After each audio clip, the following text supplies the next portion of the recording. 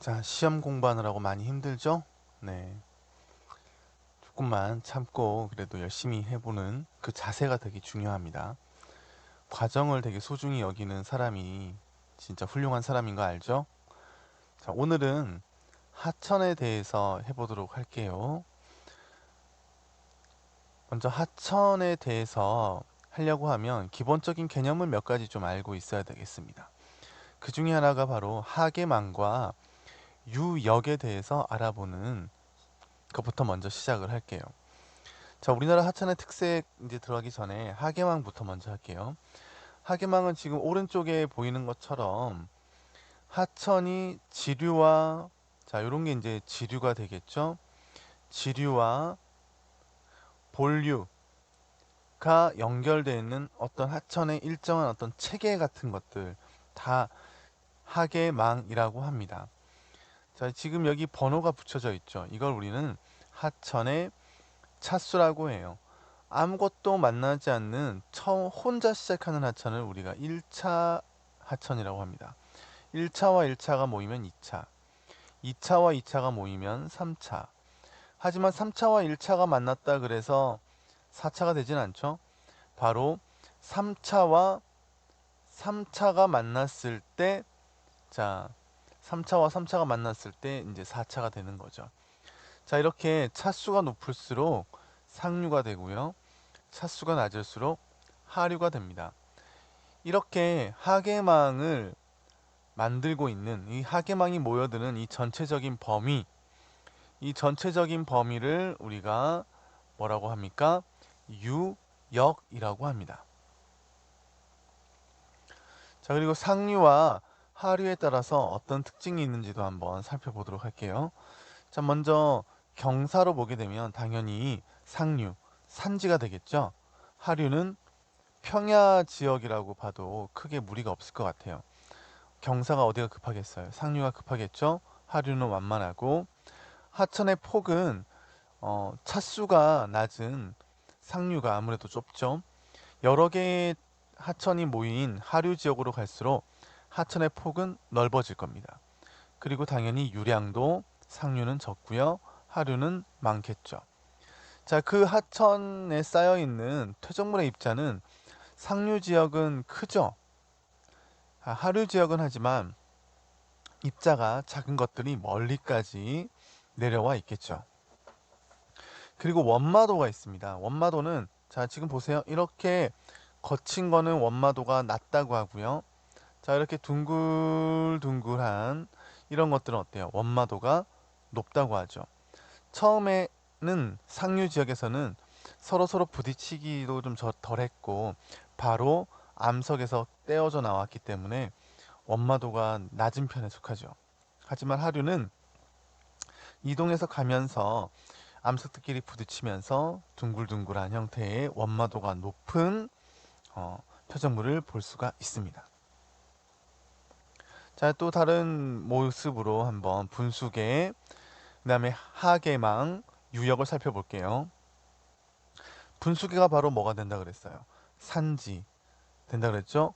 뭐 좀 자세하게 본다면 능선 같은 것들, 이런 것들이 물을 나누는 역할을 합니다.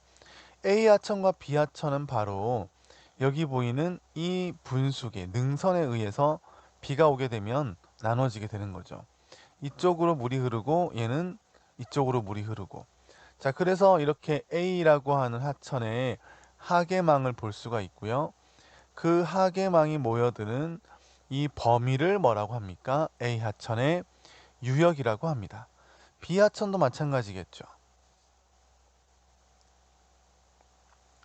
자, 이렇게 해서 섬진강 부분. 자, 우리 먼저 이 전체적인 분수기 역할을 해주는 게 뭐예요? 바로 산지가 되겠죠. 자, 이런 산지, 백두대간의 산지가 있고요.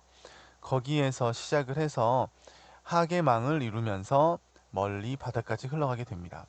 자, 섬진강은 이 아래쪽에 있는 이렇게 자, 이 바깥쪽에 있는 이 부분이 전부 다 분수계가 되겠죠. 이 분수계가 있고 그 안에서 상류 지역에서 시작한 자, 이쪽이 전부 다 분수계와 가까운 지역이 상류가 되겠죠. 자, 이 상류 지역에서 시작한 물이 자, 어디로 남해 바다, 바로 이쪽이 남해 바다 최고 하구가 되겠습니다. 자, 이쪽이 이제 하류가 되겠죠. 흘러가게 되는 거죠. 자, 그래서 섬진강의 유역은 이 분수계로 둘러싸여져 있는 지금 보고 있는 이만큼이 바로 섬진강의 유역이 됩니다. 자, 섬진강보다는 옆에 있는 낙동강이 훨씬 큰 유역을 가지죠. 그래서 낙동강이 섬진강보다는 더 큰 강이 되는 겁니다. 자, 그리고 우리나라의 주요 하천들은 우리나라가 어떤 땅이었어요? 동쪽이 높은 동고 서저의 지형이죠. 그래서 이 동쪽에서요 시작한 하천이 서쪽까지 흘러가는 동안에 넓은 유역을 가지겠죠. 그러면서 대하천이 만들어지게 됩니다. 하지만 동쪽으로 흘러가는 하천은 동해 바다까지 너무 경사가 급하고요. 짧죠. 자, 그렇게 되면서 작은 소하천이 되는 경우가 많습니다. 자, 볼게요. 서쪽으로 흘러가는 하천. 자, 우리 대표적인 게 한강이라든가 금강이라든가 뭐 이런 강들이 있겠죠. 자, 동쪽으로 흘러가는 하천은 이름도 거의 알지 못해요. 굉장히 좁은 유역에다가 유로가 짧고요. 게다가 하천의 속도도 빠르고 유속이 빠르고 그렇게 해서 아주 작은 강을 이루는 게 보통입니다.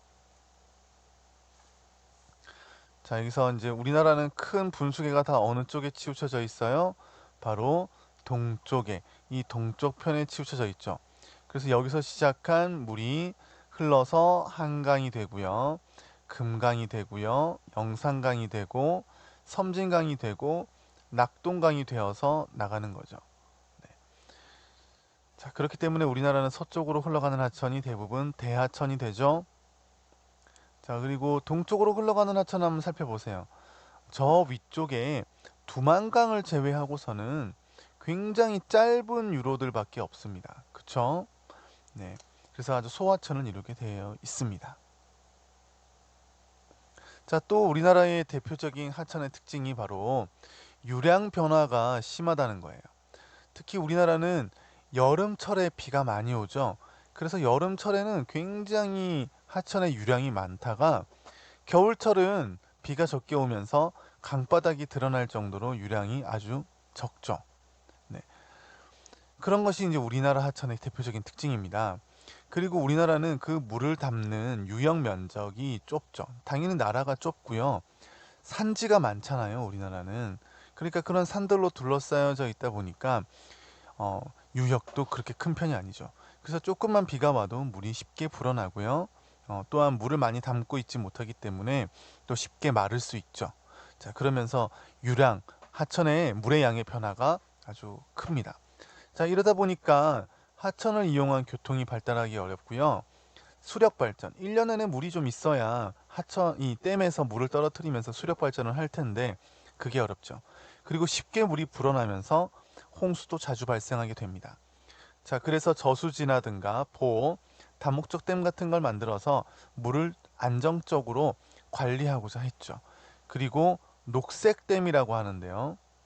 어, 나무가 바로 어떤 역할을 합니까? 물을 많이 먹어주고 유량을 조절시켜주는 역할을 합니다. 그래서 이런 것들이 안정적인 하천을 만들 수 있는 하나의 대책이 되는 거죠. 자, 우리나라 어느 계절에요? 바로 여름에 유량이 아주 많다는 걸 알 수가 있겠죠. 자, 그러니까 당연히 여름과 겨울에 유량의 차이가 아주 큰 나라죠. 그래서 우리나라는 비는 많아요. 강수량은 전체적으로 많은 편에 속하지만 유엔에서 정한 물 부족 국가가 되는 거예요. 이런 물들이 전부 다 홍수가 나서 여름에는 다 어디로 흘러갑니까?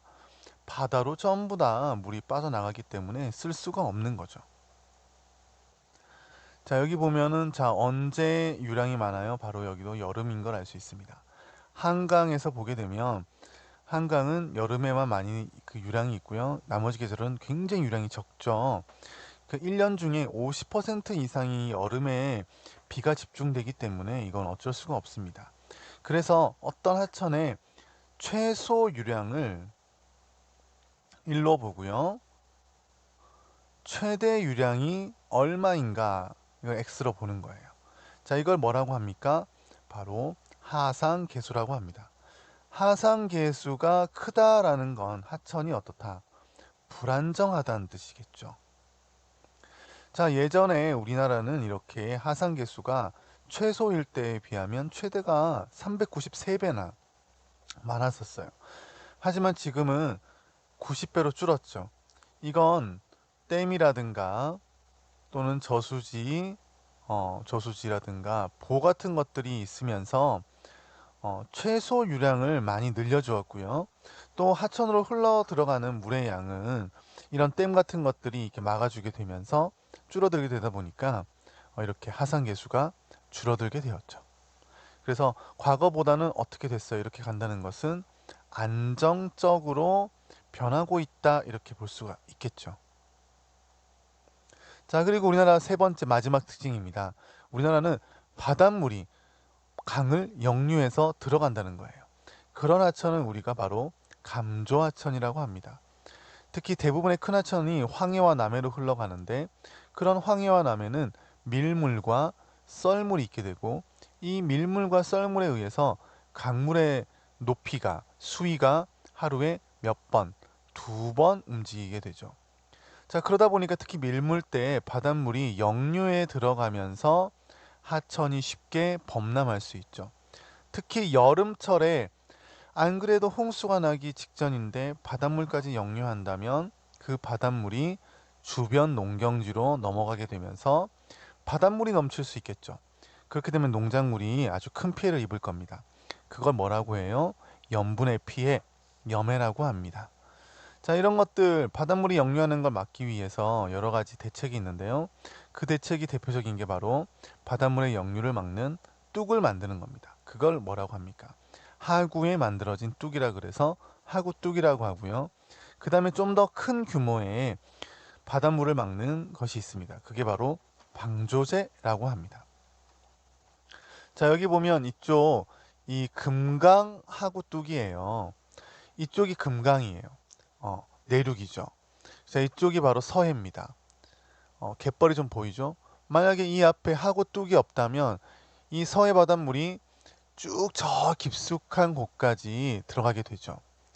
자, 그렇게 되면서 이렇게 감조 구간, 바닷물이 역류하는 구간이 저렇게 내륙 깊숙한 곳까지 들어가게 됩니다. 자, 이런 곳에 특히 금강이라든가 영산강, 낙동강은 이걸 막기 위해서 앞에 보는 여기입니다. 여기 요 하구뚝을 만들었죠. 자, 하구뚝보다 좀 더 규모가 큰 거예요. 하구뚝은 요 앞쪽을 막는 게 하구뚝이에요. 근데 여기는 아예 넓게 큰 규모의 바다를 막았죠. 자, 이런 걸 뭐라고 하냐면 방조제라고 합니다. 그러면 바닷물이 들어오는 것을 막을 수가 있겠죠. 근데 방조제는 단순하게 바닷물을 막기 위해서 하는 게 아니라 이 뒤에 갯벌을 매립해서, 자, 이거 무슨 사업이라고 하죠? 간척이라고 하죠. 이런 간척을 하기 위해서 방조제를 만듭니다. 네, 요까지 정리하고요. 여기 탐구활동, 요 하상계수 세계의 강과 우리나라 강을 비교해 보면 우리나라 강이 얼마나 불안정한지를 알 수가 있겠죠.